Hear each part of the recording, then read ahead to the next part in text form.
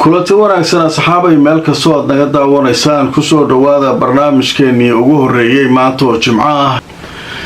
qodobo muhiima ayaynu kusoo qaadan doonaa barnaamijkeena koowaad. haddaba waxaynu ku bilaabaynaa arrin ku saabsan weerarkii maalin ka hor ka dhacay dekad ku taala Masar. weerarkan waa weerar cajiiba waaye. shalay ilaa xalay qolooyin masaariya hadlay warbaahinta warsiiyey waxay yiraahdeen Iiraan ka dambeysay. baaritaankii wuu socdaa weli waxaasuu wax ka jira malaha la leeyahay oo sheekada Mareykanka dhankaas Iiraan ma ahana la leeyahay. haddaba saakay bahashii waxay lugaha la soo gashay Israa'iil. Masar waagaa ku bariyay. Mareykanka laftirkiisa waxaa la leeyahay waagaa ku bariyay oo sheekada waxa meesha ka dhacayba inay Israa'iil abaabushaa la leeyahay. haddaba marka sidee wax u dhaceen wararkii ugu dambeeyay idin hayaa. haddaba wararkii ugu dambeeyay telefishinka Al-Carabiya wuxuu leeyahay Iiraan waxay ku eedeysay Israa'iil inay iyadu ka dambeysay weerarkii daroonka ahaa ee lagu qaaday dekada Masar ku taala ee la yiraahdo Damyaad. haddaba warbixintu way sii socotay. wasiirka arrimaha dibadda ee Iiraan Abbas Araghchi ayaa sheegay Masar inay tahay saaxiib iyo shariik ay leedahay Iiraan, waxaana uu sheegay inaanay iyagu wax shaqo ku lahayn weerarkii ugu dambeeyay ee lagu qaaday dekada laba markab oo halkaa ku sugnayd. waxay sheegtay Iiraan inaysan iyadu wax shaqo ku lahayn weerarkaas, Masarna ay tahay inay si cilmiyeysan ay arrinkaa isaga ilaaliso ay u baarto. waxaa la sugayay falcelinta Iiraan waxay tiri waxaas annaga ma Masar saaxiibaan nahay, baddaas Mediterranean-ka iyo howlaheedii annaga weli meeshaas waxba kama fulin. annaga Hormuz iyo meelahan iyo Baabal Mandab iyo dhulkan iyo awlaada iyo waxaas waaye, laakiin xagga annagu wax shaqaa ku leenahay maba jirtay. markii warkaasu ay saakay Iiraan sii deysay isla markii Israa'iil way soo hadashay. u fiirsada baashu way isku xirantahay. haddaba arintu soo wararkii ugu dambeeyay isla Al-Carabiya waxay leedahay markii sheekadanu soo baxday Israa'iil way beenisay iyadana. ciidamada Israa'iil ayaa sheegay sheegashooyinka iyo eedeymaha loo soo jeedinayo in Israa'iil ay ku lug lahayd beegsiga dekada la yiraahdo Damyaad ee dalka Masar inay tahay midaan waxba ka jirin. war-saxaafadeed ay goordhow soo saareen ciidamada Israa'iil ayaa waxay ku sheegeen inaysan sax ahayn wararka lagu soo riixayo Israa'iil ee la leeyahay inay iyadu ka dambeysay weerarka laba markab oo Mareykanku leeyahay oo ku sugnaa dekad ay Masar leedahay. maraakiibtaas oo lagu weeraray sida la leeyahay diyaarad daroora. muujeeda sheekada nimanka waa iska iyaguna waxay leeyahay ku soo riixin fuustada. Iiraan waxay leeyahay ku soo riixin nimankaas waay. nimankan waxay leeyihiin annaga ma ahan nimankaas waa si fiican isaga hubay. iyaguna waxay leeyihiin Iiraan ka dambeysay iska hubay. sheekadu markay halkaasay joogtay ma jiro markaa war rasmi ah oo dowladda Masar afkeeda ka soo baxay ma jiro. marka laga reebo mas'uuliyiin masaariya ayaa sidaa yiri. marka la leeyahay maahane war official oo rasmi ah dowladdu ay cidaas ka dambeysay dhacdo weli lama hayo. laakiin nin qatara oo siyaasi ah oo masaari ah oo soo noqday kaaliyaha wasiirka arrimaha dibadda ee Masar ayaa war rasmi ah soo saaray. haddaba markaan idintuso telefishinka Al Jazeera wuxuu leeyahay kaaliyaha wasiirka arrimaha dibadda ee Masar ee hore ayaa wuxuu sheegay Israa'iil inay tahay cidda ka dambeysay weerarkii ka dhacay dekada Damyaad. kaaliyaha wasiirka arrimaha dibadda ee Masar ee hore ninka la yiraahdo Salah Halima ayaa wuxuu sheegay in baaritaanada hadda soo baxay ee horudhaca ah ay muujinayaan diyaaradda daroonka ah in markaa ay weerartay halkaas.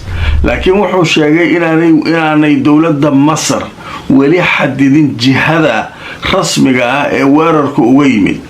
laakiin ninka la yidhaahdo salaax xaliima kaaliyihii hore wasiirka arrimaha dibadda ee masar wuxuu leeyahay shaki kuma jiro in ay arrinkanu ka dambayso israa'iil. sheekadu markaas halkaasay maraysaa maogtay. sheekadan marka sheeko saalan maa. haddaba dowladda masar waxay leedahay taxqiiqiya socda, baaritaankii rasmiga markuu soo dhammaado haddaan ku helno nimankan israa'iiliyiinta ah annaguna waxbaan ku samayn doonaa. talo maxay samayn doontaa masar? israa'iil maxay ku samayn doontaa? iyaduna ma drones weeraro gaadmay ku qaadi doontaa? lama yaqaano. maraykankii weerarka lagu qaaday ayaa aamusan. qaar waxay aaminsan yihiin dadka qaar maraykanka laftirkiisu inuu ogaaday israa'iil inay ka dambayso, markaasuusan baashu sii buunbuuninayn. haddii iiraan ka dambayso taraamuu sii qaylin lahaa, maraakiibana laka gubay, annaguna waxaan gubaynaa maraakiibtooda dekadahoodu dhihi lahay leeyihi. laakiin baashu marka israa'iil noqotay iyaguna way ka gaabsadeen. marka sheekadaasu wararkaas ayaa ka soo kordhay saacadihii lasoo dhaafay. waayahay arrinta kuwaytaan galaynaa. kuwayd marka dhowr wararaa ka soo baxay in jugta laga geliyey saakay la garaacay saldhig maraykanku leeyahay, iyo in maraykanka uu qalab qaatay uu ka cararayaba.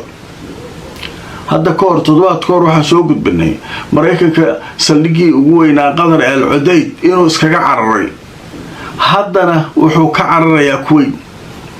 ballanta iiraan ay qaadaan waxay ahayd haddii maraykanku sii wado weerarada uu nagu hayo gobolkan waa ka saari doonaa. urdunna inuu ka baxayo in kale shakiya ku jiro, hadda waa kasii cararayaa lee. sheekadu marka halkaasay maray. haddaba markaan idintuso wararka ka yimid dhankan iyo kuwayt. haddaba warka ugu horeeya wuxuu leeyahay ciidanka iiraan waxay sheegeen inay weerareen saldhig maraykanku uu ku leeyahay halkaas oo wadanka kuwayt uu ku leeyahay. haddaba warbixintu marka waxay leedahay ciidamada wadankaasi iiraan waxay sheegeen inay bartilmaameydsadeen goobo warshadaha oo markaa ay lahaayeen ciidamada maraykanka ee dalka kuwayt ku sugan.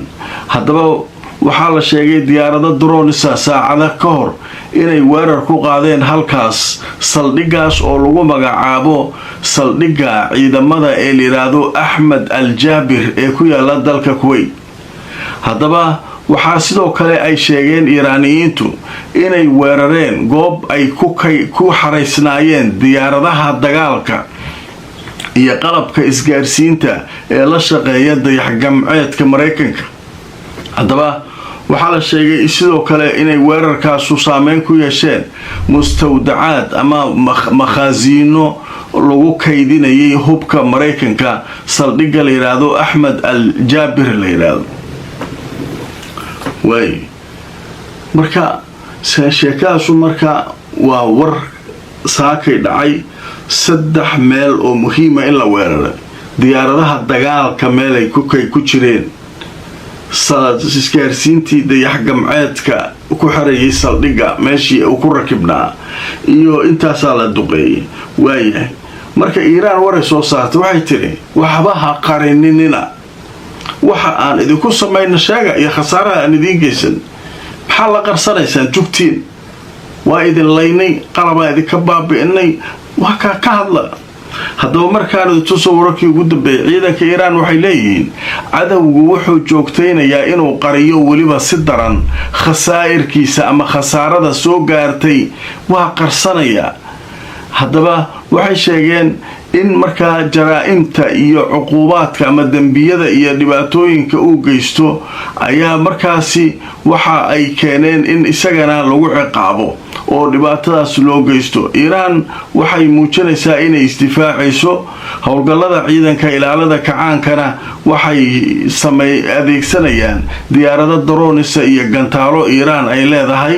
waxaana la sheegay in ay ku adag tahay cadowgu inuu waxa uu rabo sameeyo, ugu dambayntii waxay leedahay iiraan ciidankeedu cadowgu wuxuu si joogto ah u qarinayaa weliba si daran inuu bannaanka soo dhigo akhbaarta khasaarada soo gaartay ee aanu u geysanay hadday tahay dadka aanu ka laynay iyo kuwa aynu ka dhaawacnay intaba in markaa uu qarsanayo oo jugtaas uu qarsanayay leeyihiin waay marka waxay leeyihiin ninkaasu ama maraykanka waa qarinayaa waxbaa qarin adeer bannaanka keen waxaan waa la ogaanayaa maalin waaye sheekadu markay halkaa marayso waxaa uga sii daray joornaalka la yidhaahdo Wall Street Journal oo saaki laga soo xiganayo war uu leeyahay maraykanku wuxuuba daraasad ku hayaa inuu isaga cararo kuwait iyo Bahrain iyo Urdun iyo sida ay u duqeynayso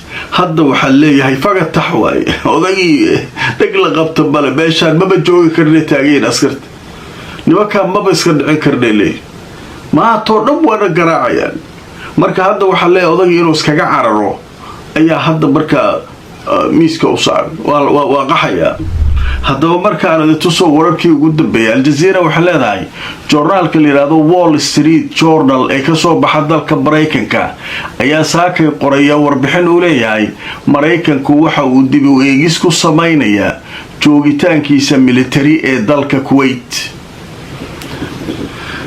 marka meeshaas maba la joogi karaa la leeyahay odagii wuxuu leeyahay meeshaan askarti waa qaylis meelaan joogi karno meel oo mar walba jugta lagu hayo difaaca cirka ah Mareykanka ha sheegin waatan Iiraan ay ku feesteenayso leedahay waxba jugtaada qarsan adeero bannaanka keen bari waa la ogaanayaa wararka kale ee cusub ee soo kordhay waxaa ka mid ah warbaahinta Ingiriiska waxay leeyihiin dad sirdoon ah oo u shaqeynaya Iiraan ayaa saldhigyada uu Ingiriisku ku leeyahay Qubrus mid ka mid ah lagu qabtay Iiraan dad ay leedahay ayaa saldhigyada reer galbeedkii ugu waaweynaa ayay ka shaqeynayaan lagu leeyahay haddaba marka warkan oo war cusuba waxa leeyahay BBC-da ayaa sheegtay in la xiray shakhsi lagu tuhmayo inuu u jaajuusayay Iiraan saldhig Britishku ay ku leeyihiin jasiiradda Qubrus haddaba BBC ayaa waxay sheegtay in la qabtay